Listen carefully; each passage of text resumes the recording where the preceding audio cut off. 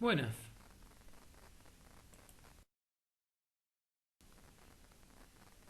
La pregunta que pone en evidencia la importancia de estudiar este periodo de la historia y de la filosofía podría enunciarse así. Una vez que se decreta la muerte de Dios y se desmoronan las utopías, ¿sobre qué base intelectual y moral queremos construir la vida en común? Esta pregunta nos plantea la necesidad de contar con un marco conceptual para comportarnos como seres responsables. Una respuesta de peso es el humanismo de la Ilustración, entre otras cosas porque los cambios que se produjeron durante el siglo XVIII dan forma a nuestra identidad actual. ¿Por qué? Porque por primera vez en la historia los humanos deciden sobre su destino y se proponen el bienestar de la humanidad como el propósito final de sus actos. Por esta razón, y sin que eso signifique un retorno al pasado, comprender ese cambio radical puede ayudarnos a vivir mejor en el presente. Sin embargo, no es sencillo explicar el proyecto de la Ilustración, principalmente por dos razones.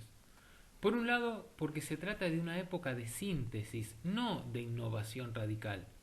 ¿Qué significa esto? Que la Ilustración articula, entre otras, ideas de la antigüedad y del Renacimiento que estaban en conflicto.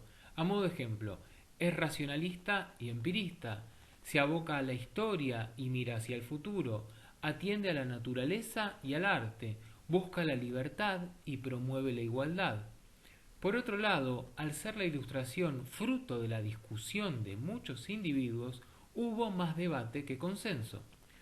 Con todo, más allá de su complejidad inherente, el proyecto se apoya en tres ideas fundamentales: la autonomía, la finalidad humana de nuestros actos, la universalidad. Detengámonos en estas. ¿Qué significa autonomía? Que debemos librarnos de toda tutela impuesta desde afuera y, por tanto, que tenemos que guiarnos por las leyes, las normas que se dan a aquellos que deben cumplirlas. De esta manera se privilegian las acciones y decisiones personales en detrimento de aquellas que provienen de la imposición de alguna autoridad. ¿Qué consecuencias se desprenden de esto? De una parte, que para asumir un compromiso, el que sea, debe disponerse de libertad para analizar, criticar, ponerlo en duda, ya que se acabaron los dogmas y las instituciones sagradas. Esto, a su vez, entraña dos facetas, una crítica y otra constructiva. De la mano de esto se restringe el peso de toda autoridad y el mundo se desencanta. ¿Por qué? Porque no responde a un orden trascendente, sino que obedece a las leyes de la física. Lo mismo puede decirse de las sociedades, que adoptan mecanismos de comportamiento que comienzan a ser descritos en términos racionales. Ahora veamos cómo se expresan esto en distintos ámbitos: la religión, el conocimiento, el arte y las sociedades políticas. Uno de los principales impedimentos al desarrollo de la autonomía tenía que ver con la religión. En rigor, la tutela de los hombres de tipo religiosa tenía una característica central: la heteronomía. Esto quiere decir que las normas que los hombres cumplían no provenían de ellos mismos, sino de una fuente externa. En el caso de la religión, esta autoridad se presentaba como sobrenatural. Por eso se apunta a que la autoridad no puede proceder de una instancia anterior a la sociedad, de algo sobrenatural, sino que ésta debe ser natural. En otras palabras, se rechaza la obediencia a preceptos cuya legitimidad deriva de que proceden de la tradición que los atribuye a los dioses o a los ancestros. Y a través de estas críticas lo que se busca es que la humanidad tomara las riendas de su destino. Ahora bien, en este punto es necesario hacer una aclaración. No se critica la experiencia religiosa, la trascendencia, ni las doctrinas morales de alguna religión, ni el contenido de sus creencias. Lo que se pone en cuestión es que la sociedad se estructure a partir de sus bases. En síntesis, la religión Se corre del Estado, pero no abandona al individuo. En efecto, los principales autores de la Ilustración no reivindican el ateísmo, sino la religión natural. En este sentido, establecen una distinción entre el ámbito de la religión y el de la política, no para rechazar las distintas religiones, sino para promover la tolerancia y defender la libertad de la conciencia individual. Por esta razón, la lucha por la libertad de conciencia trae consigo la exigencia de libertad de opinión, de expresión, de prensa. Junto a esto se acepta que el hombre es el origen de las leyes y hay que aceptarlo como es y no como debería ser. Cuerpo y espíritu, pasión y razón, sensualidad y reflexión. Esto se acompaña de un reconocimiento de que los hombres son diversos, tanto de un país a otro como de una persona a otra. En definitiva, libres del yugo de la religión, los hombres determinan sus leyes recurriendo a medios humanos guiados no por la autoridad del pasado, sino por el proyecto de futuro. ¿De qué se trata la autonomía en el conocimiento? Se basa en que ninguna autoridad está exenta de crítica, y esto se justifica a partir de la premisa que señala que el conocimiento tiene solo dos fuentes y que estas dos son accesibles a todos, la razón y la experiencia. Tal es así que la razón se constituye en herramienta del conocimiento y se opone a la fe, no a las pasiones. Y en esta línea, las pasiones también se emancipan de las obligaciones impuestas desde afuera. ¿Qué impacto tiene esta liberación en el conocimiento? Principalmente dos. Por un lado, se abre camino al desarrollo de las ciencias. Justamente avanza la física, la química, la biología, la sociología, la psicología. Por el otro, y simultáneamente, se busca llevar la ilustración a todo el mundo, pues se cree que el conocimiento es liberador, que sirve al bien común. Por estos motivos se apoya la educación en todas sus formas.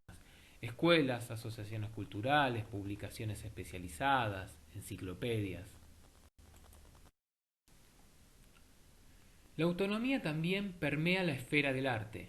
¿En qué sentido? En tanto éste no se propone develar las leyes eternas de la conducta humana, sino que muestran a hombres singulares en situaciones concretas. Por ejemplo, esto se observa en el surgimiento de dos nuevos géneros literarios, la novela y la autobiografía.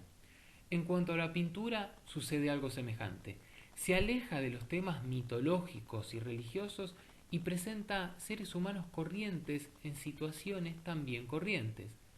Asimismo, el auge de la autonomía impacta también en los pintores y músicos en la medida en que dejan de ser simples bufones, decoradores, sirvientes de Dios o del rey, y su actividad comienza a ser apreciada y valorada como tal. Justamente, el artista es quien decide sobre sus composiciones y las destina puramente al goce. ¿De qué modo afecta la exigencia de autonomía a las sociedades políticas? Produce una gran transformación en varias dimensiones. Se consolida la separación de lo temporal respecto de lo espiritual. En efecto, se consuma la separación de los ámbitos teológico y político, y éste se organiza en función de sus propios criterios. Esto redunda en que todos los sectores de la sociedad tienden a convertirse en laicos, aunque sus miembros sigan siendo creyentes. Por su parte, los autores que pueden investigar con plena libertad procuran comunicar sus resultados a los soberanos para que sus políticas se hagan eco de ellos.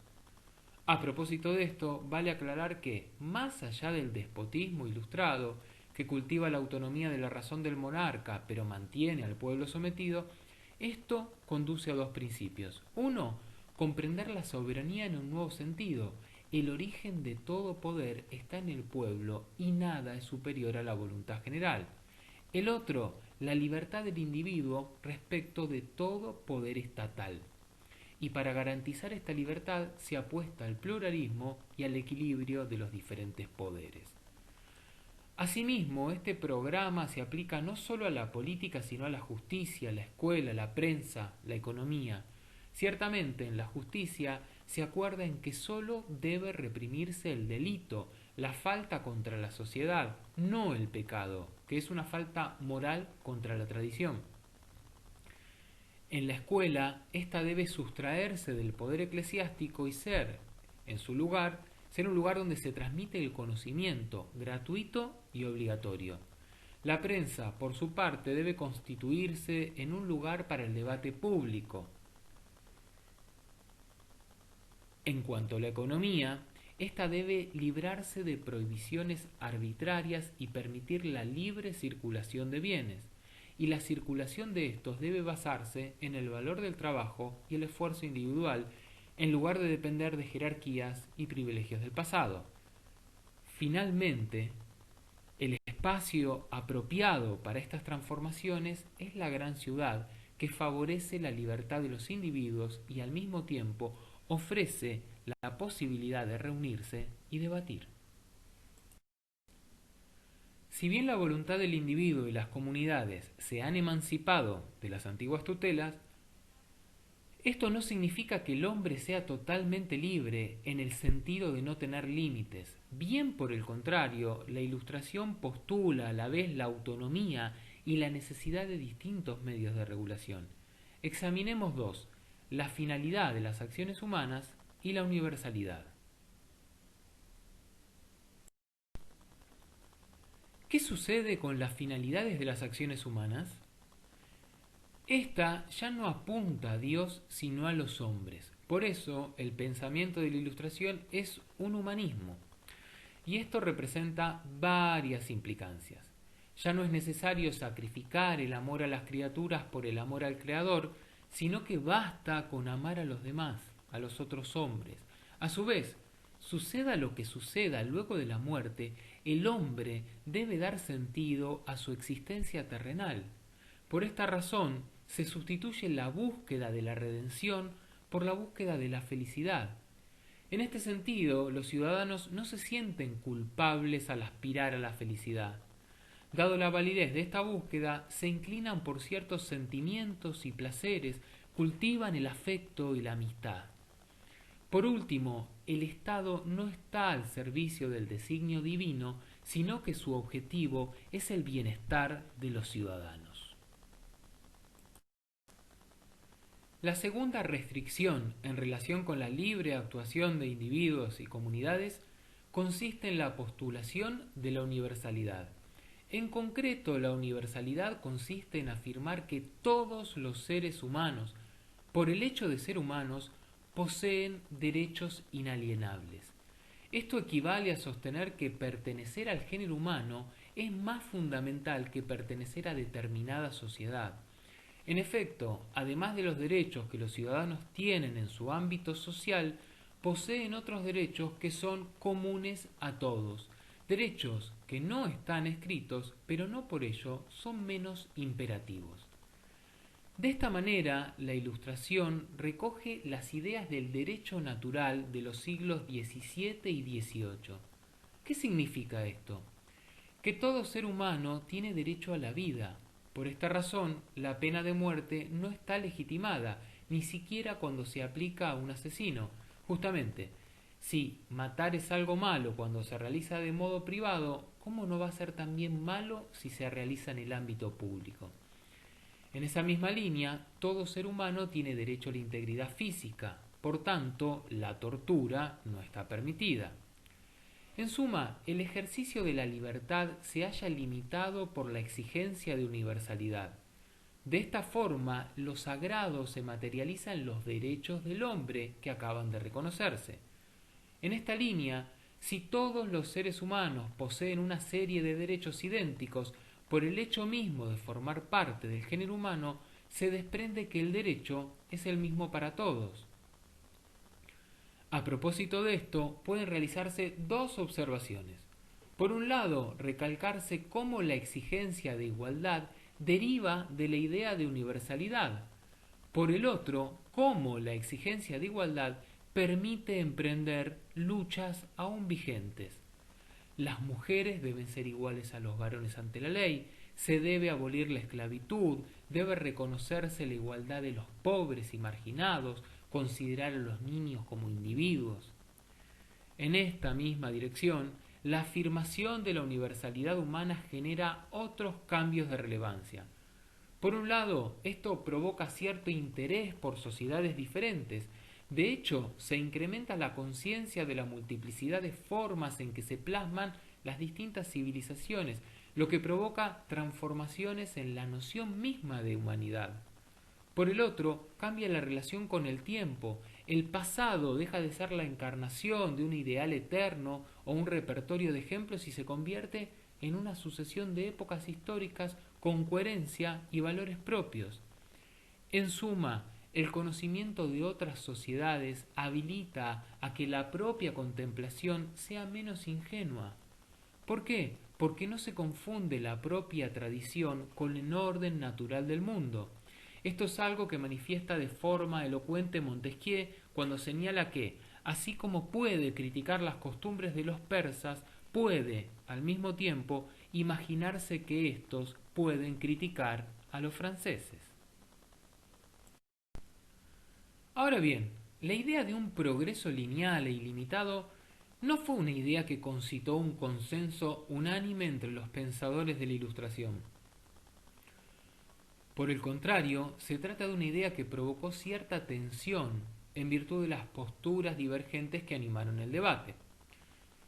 Las miradas abarcan un panorama que va desde el optimismo total hacia cierto escepticismo. Veamos esto. Un claro ejemplo de optimismo es Turgot, en el año 1750.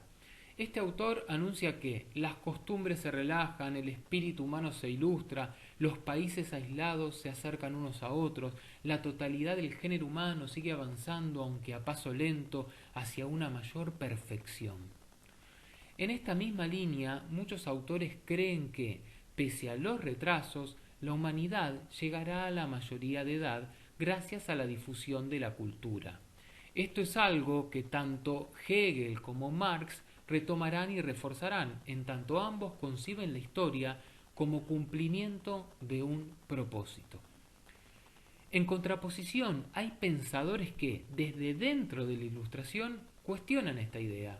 Uno de ellos es David Hume, quien no comparte la fe en el avance mecánico hacia la perfección. Para este filósofo, pensar así equivale a trasladar la doctrina cristiana sobre la providencia al ámbito profano. Hay otro filósofo, Rousseau, que también se niega a interpretar la historia como el cumplimiento de un designio. Sin embargo, vale la pena que nos detengamos en su argumentación. ¿Qué dice Rousseau? Rousseau lleva a cabo una precisión conceptual determinante. Señala que el rasgo distintivo de la especie humana no es que avanza inexorablemente hacia el progreso, sino su perfectibilidad. ¿En qué consiste esta? En la capacidad de hacerse mejor y mejorar al mundo, aunque sus efectos no están garantizados ni son irreversibles. Dicho de otro modo, esta cualidad distintiva del humano, la perfectibilidad, justifica el esfuerzo hacia el progreso, pero no asegura el éxito. Por otra parte, Rousseau agrega otra arista de suma relevancia. Advierte que todo progreso en un ámbito supone la regresión en otro. Esto es algo que formula en el discurso sobre el origen de la desigualdad de 1755, en el que muestra cómo la perfección del individuo redunda en el deterioro de la especie. Rousseau apunta e ilustra esto enfocándose en el deseo de distinguirse. Este es responsable de lo que hay de mejor y de peor entre los hombres, nuestras virtudes y vicios, dice. En efecto, desde su óptica, es propio del hombre recurrir a la mirada de los demás para saber de su existencia, y esa necesidad se traduce tanto en amor como en violencia. En suma, el bien y el mal surgen de la misma fuente. La libertad propia del hombre, que le permite transformar el mundo, lo lleva tanto a hacer el mal como a hacer el bien. ¿Cómo debemos valorar el programa de la Ilustración en la actualidad? Por un lado, es preciso ponderar que en Europa y en el resto de los lugares que recibieron su influencia, el espíritu de la Ilustración se fue consolidando. ¿Qué significa esto? Que el ideal de la Ilustración es aceptado prácticamente por todos. En términos más específicos, el conocimiento del mundo avanza sin preocuparse de prohibiciones de tipo ideológicas, los individuos no le temen a la autoridad de la tradición e intentan gestionar su espacio privado y gozan de libertad de expresión. La democracia, soberanía popular con libertades individuales, es el modelo al que todos aspiran. Los derechos universales del hombre son un ideal común. La igualdad ante la ley es norma en todo Estado legítimo. Preocuparse por la felicidad personal o el bienestar común es algo generalizado. Ahora bien, esto no quiere decir que estos objetivos que nacen de la cosmovisión de la Ilustración se hayan alcanzado. Con todo, estos son reconocidos como los ideales hacia los cuales tendemos y desde estos ideales criticamos el orden existente. Esto es, continuamos inspirándonos en el espíritu de la Ilustración. Como destacamos recién, obviamente no se han cumplido todas las promesas. De hecho, en muchos casos se produjeron acontecimientos que abonan la tesis contraria. En efecto, en el siglo XX hubo dos guerras mundiales, genocidios, totalitarismos, consecuencias negativas de ciertos avances tecnológicos. La incidencia de estos sucesos ha sido de tal magnitud que muchos reniegan de la herencia de la Ilustración, a tal punto que desde algunos sectores han caído en el descrédito las ideas del humanismo, la emancipación, el progreso, la razón, la libre voluntad. En este sentido, cabría volver a traer a la actualidad la idea de Rousseau que mantiene que la aspiración a la perfectibilidad no implica la fe en el progreso. Desde este prisma puede percibirse que muchos avances científicos y tecnológicos no solo no implican necesariamente la mejora moral y política, sino que producen resultados nocivos. Entonces, ¿qué debemos deducir de esto? ¿Debemos detener las investigaciones porque existe el riesgo de que se usen mal y traigan efectos negativos? Resulta evidente que toda conquista tiene su precio. Los motores contaminan, las máquinas consumen más energía y aumentan la desocupación, etc. Para afrontar estos interrogantes es necesario establecer algunas precisiones conceptuales. El espíritu de la Ilustración elogia el conocimiento y postula que éste libera a los seres humanos de tutelas externas que los oprimen. Sin embargo, esto no implica que si todo es cognoscible, los hombres van a controlar el mundo y modelarlo según sus deseos. Esto mismo puede mantenerse en el plano político. La libertad de los seres humanos no garantiza sociedades más justas, ya que el hombre, haciendo uso de su libertad, puede actuar de forma imprevisible. De hecho, la voluntad del individuo se enfrenta a su incapacidad de conocer las razones profundas de sus propios actos. Entonces, si en la actualidad queremos apoyarnos en el pensamiento de la Ilustración para enfrentarnos a nuestras dificultades, debemos asumirlo críticamente. Es decir, no podemos tomar sin más todas las ideas formuladas en el siglo XVIII, no solo porque el mundo ha cambiado, sino también porque ese pensamiento no es uno, sino múltiple. En este sentido, se vuelve necesario volver a fundamentar la Ilustración. ¿Qué significa esto? Preservar la herencia del pasado, pero sometiéndola a revisión crítica y confrontándola con sus consecuencias, tanto las deseables como las que no lo son. De este modo, al criticarla, nos mantenemos fieles a la Ilustración y ponemos en práctica sus enseñanzas. Muchas gracias.